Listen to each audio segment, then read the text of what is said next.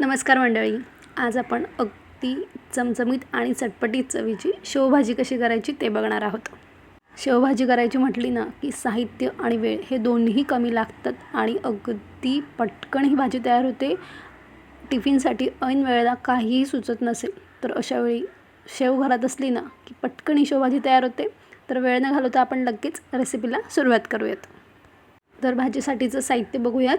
इथे मी एक मध्यम आकाराचा कांदा बारीक चिरून घेतलेला आहे, एक मध्यम आकाराचा टोमॅटो बारीक चिरून घेतलेला आहे, लसूण मी ठेचलेला नाही आहे तर तो छान बारीक चिरून घेतलेला आहे, कोथिंबीर घेतलेली आहेत आणि सगळ्यात महत्त्वाची म्हणजे भाजीची तिखट शेव.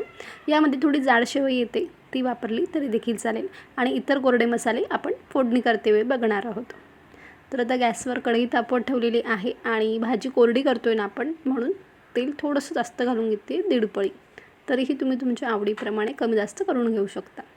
तेल छान तापलं ना की आपण त्यात घालणार आहोत अर्धा चमचा मोहरी, अर्धा चमचा जिरं आणि दोन्ही छान तडतडले की त्यात आपण कांदा घालून घेऊयात. इथे मी लसूण बारीक चिरून घेतलेला आहे. तुम्हाला ठेचून वापरायचं असेल तर तोही तुम्ही वापरू शकता. आता कांदा घातला म्हटल्यावर लगेच आपण त्यावर घालूयात थोडंसं मीठ, म्हणजे कांदा अगदी छान लवकर मऊ होईल. कांदा आपल्याला फार लाल करून घ्यायचा नाही आहे, अगदी हलक्या गुलाबी रंगावर तो परतून घ्यायचा आहे आणि गॅसची फ्लेम ही आपण कमीच ठेवलेली आहे. आता आपण त्यात बारीक चिरलेला लसूण घालून घेऊयात. इथे मी लसूण सुरुवातीला नाही घातला तेलात. तुम्हाला हवं असेल तर तुम्ही थोडा लसूण अगोदर घालून मग कांदा घातला तरी देखील चालेल, पण मला इथे लसणाचा थोडा कच्चेपणा हवा होता म्हणून मी लसूण नंतर वापरलेला आहे. आता लसूण आणि कांदा दोन्ही छान परतले गेले की त्यात टोमॅटो घालून घेऊयात. बघा, ही भाजी एवढी कमी वेळात बनते ना, खूप पटकन बनते आणि चवीला खूप खूप छान लागते. तर आता टोमॅटो घालून देखील आपण छान असं परतवून घेऊयात आणि टोमॅटो खूप मऊ असे करायचे नाही आहेत, हलके परतले गेलेत ना तरीसुद्धा चालणार आहे. आता टमाटे थोडे परतून झाले की लगेच आपण त्यात कोरडे मसाले घालून घेऊयात, म्हणजे काय अगदीच नेहमीचे. छोटा चमचा आपण हिंग घालून घेतलेला आहे, पाव चमचा हळद घातली आहे आणि अर्धा चमचा मी ते लाल तिखट घालून घेते.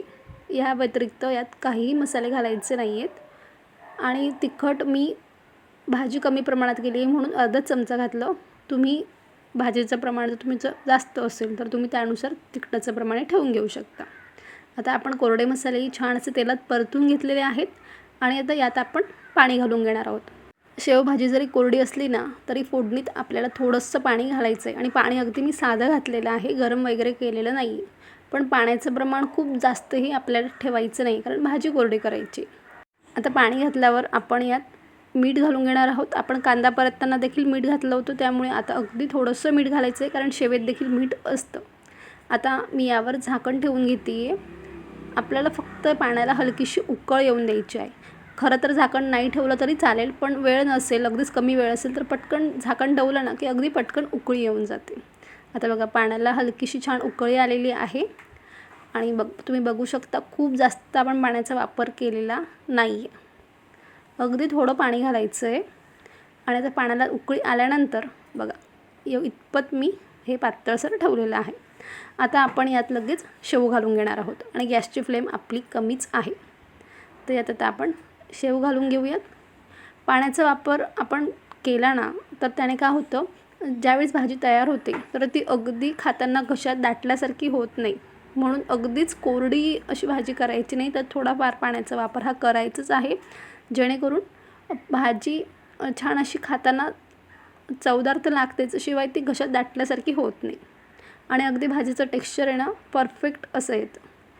तर बघा, भाजी अजून थंड झाली ना की मग ती बरोबर अशी तिचं टेक्स्चर हे होतं. आता आपण गॅस बंद केलेला आहे आणि यावर आपण कोथिंबीर घालून घेतली आहे. कोथिंबीर नक्कीच घालायची आहे, कोथिंबीरीने चव खूप खूप छान येते. तर आता कोथिंबीर घातल्यानंतर आपण छान त्याला परतलेलं आहे आणि बघा शेवेने सगळं पाणी छान शोषून घेतलेलं आहे आणि तरीसुद्धा खूप जास्त कोरडी दिसत नाही आहे आणि अगदीच तिचं ग्रेव्हीही दिसत नाही आहे. अगदी छान परफेक्ट कोरडी अशी भाजी ती तयार झालेली आहे. आपण लगेच ही भाजी सर्व करायला घेऊयात. तर तयार आहे कमी वेळात आणि कमी साहित्यात तयार होणारी चटपटीत चवीची शेवभाजी. करायला अगदी सोपी आहे, खूप कमी वेळात तयार होते आणि चवीला खूप छान लागते. आणि घरात लहान मुलं असतील ना तर त्यांच्या शाळेतल्या टिफिनसाठी ही भाजी दिली ना, अगदी मुलं आवडीने खातील. तर नक्कीच ही शेवभाजी करून बघा. कशी झाली हे कमेंट्समध्ये जरूर कळवा. व्हिडिओ आवडला तर लाईक करा, जास्तीत जास्त शेअर करा आणि चॅनलवर तुम्ही नवीन असाल तर पटकन चॅनलला सबस्क्राईब करून घ्या, जेणेकरून अशा छान छान रेसिपीज तुम्हाला अगदी सोप्या शब्दात शिकायला मिळतील.